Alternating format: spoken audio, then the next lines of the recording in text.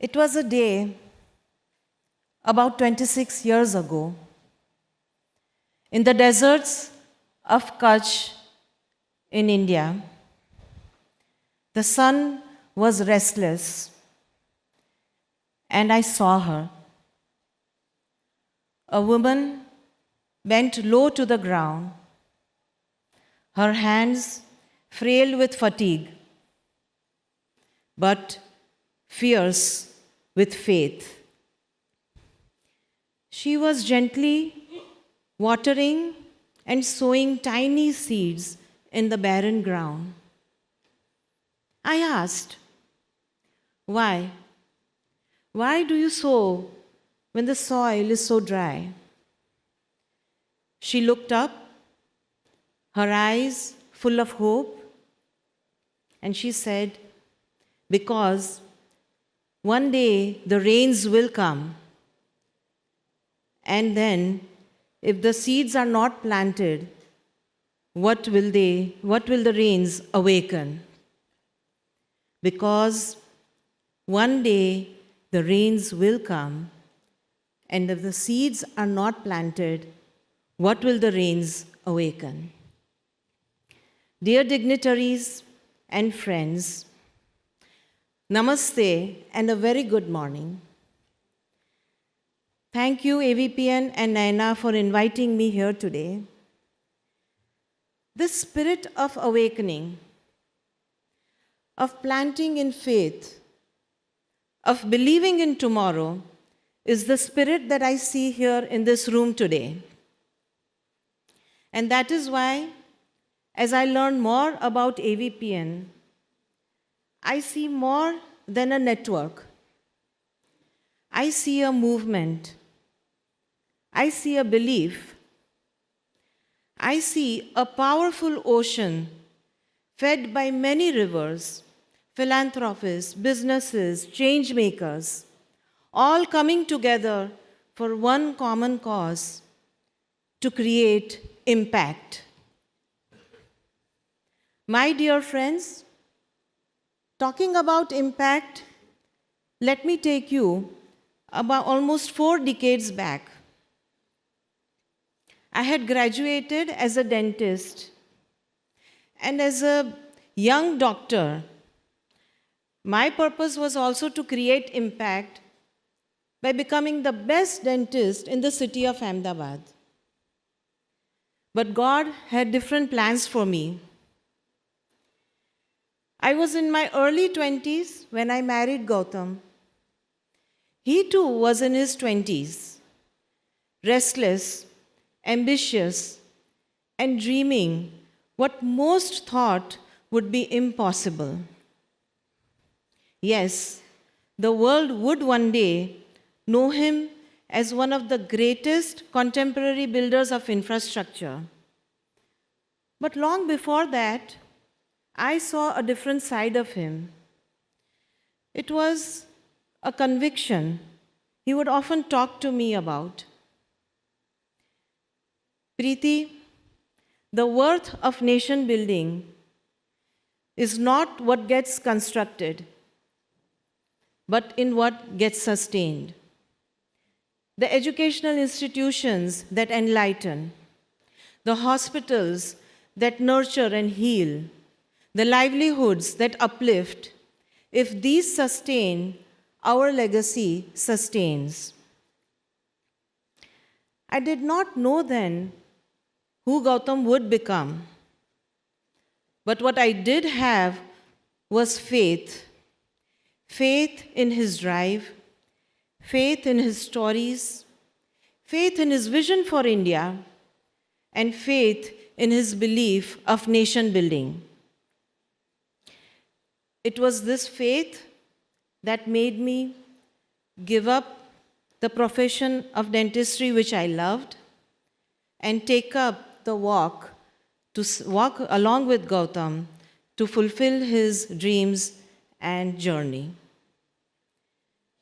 It is needless to say, I never imagined that the little lamp we lit in 1996 would grow into the Adani Foundation, and it will be supported by the Adani family's pledge of $7 billion towards philanthropy. What I did imagine and strongly believe is that if we nurtured with conviction, the rains will come someday. And they did. Today, our work spans across 5 interconnected pillars: education, community health and nutrition, community infrastructure, sustainable livelihoods, and climate action. And the seeds that we had planted has grown into a foundation which reaches more than 7,000 Indian villages and touches more than 9.6 million lives every year. My friends, but this is not about only numbers. It's about the stories behind these numbers. The stories of relief from drudgery, the stories of hope, stories of transformation, and stories of empowerment. So today, let me share a few of the several thousand stories that shape my belief every single day. We found Vansh in Umarpada, which is a tribal region of Gujarat. He was 3 years old and weighed only 8 kilograms. A child of this age should normally weigh 16 to 18 kilograms. His breath was shallow, his body wasting, and his eyes lifeless. His mother's gaze mirrored the same dismay. But then came into picture the Adani Suposhan Sangini. Adani Suposhan Sanginis are local women trained by the Adani Foundation to work in the villages and support the communities. Our Sangini carried Vansh to the local nutrition center. She sat every single day with his mother, educating her, encouraging her, and refusing to surrender.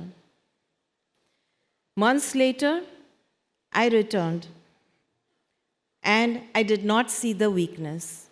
I saw wings. Vansh was racing across the dusty roads. He was dancing, singing, skipping, flying like a butterfly. He was alive. He was free. This idea of freedom takes me to my next story. Rekha Bisen. She was a widow from Berdipar, near our power plant in Tiroda in Maharashtra. When her husband passed away in a road accident, her whole world collapsed. 2 children to feed, no education, no work. She was totally trapped. It is then that yet another Adani Sangini heard her story and reached out to help. Rekha rose brilliantly to that occasion. She learned, she implemented, and she inspired. She chose not to remain just the recipient of help, but in fact, she grew to become a leader. She became the first woman in her village to run the village's milk chilling center. Not only that, her success motivated 130 other women to break the shackles of despair and lead a life of dignity. Thus, Rekha bought not just her own ticket to freedom, but she inspired many more others to take the ticket of freedom. Then there is Sonal Gadvi, who too was to buy her ticket to freedom, literally. Sonal was born in a very poor farming family in Mudra in Kutch, where girls were generally not educated beyond primary school. But Sonal's father and Sonal, they dared to dream differently. Sonal was enrolled in the Adani Public School. The school gave her beyond education, gave her beyond knowledge. It gave her a platform which led her to dream, a platform which allowed her to aspire, and a platform which gave her wings to fly. Fast forward, from her small village, Sonal flew to Ireland to pursue a master's degree in corporate finance. Today, she works at Apple, and earlier this year, she stunned us all by ranking 4th globally in a top strategic case study exam. My dear friends, I share these stories not just to impress, but to remind you that these are only tiny glimpses of the reality around us. The reality that calls for more than inspiration, the reality that calls for responsibility, and the reality that calls for action. And so, this is not a moment to clap. It's a moment to commit. The journeys of Vansh, Rekha, and Sonal, they are representations of what commitment looks like. A mother collaborating to plant seeds of hope in another mother's life. A widow multiplying her impact to cultivate opportunities for others. And a girl developing her skills and characters to inspire so many others to follow. This has been our model. And so today I want you all to go with 3 guiding principles that I hope we can all work together on. The first one, we must be co-builders and not just donors. Philanthropy is not just a one-way act of giving, but real change happens when we work as partners. Philanthropists, corporates, governments, and the communities. When we come together, pooling our resources, exchanging our ideas, and breaking down silos. So, when we co-build, every dollar stretches further, and every solution impacts faster. Secondly, we must transform our beneficiaries into multipliers. Beneficiaries must not just remain recipients of help, but they are best when they are trained to become the creators of hope. When one girl is educated, she lightens the path for several others. When one woman is empowered, she empowers or awakens the entire community. So, true measure of impact is in not what we give, but in how we can extend our beneficiaries as multipliers of change. Third, we must unite skills with values. To give skills without values is like to build without a foundation. True transformation comes when we teach skills that create opportunities, along with values that awakens a purpose. And this is what carries change from one generation to the next. No force is more powerful, and no multiplier has greater impact than the belief in a purpose.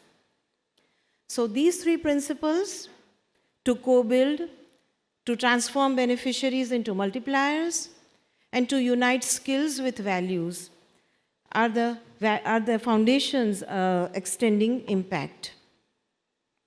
So my dear friends, allow me to close by saying, we must stand together, not just as donors, but as co-builders, not just in sympathy, but in solidarity, not just in hope, but in the belief of a better tomorrow.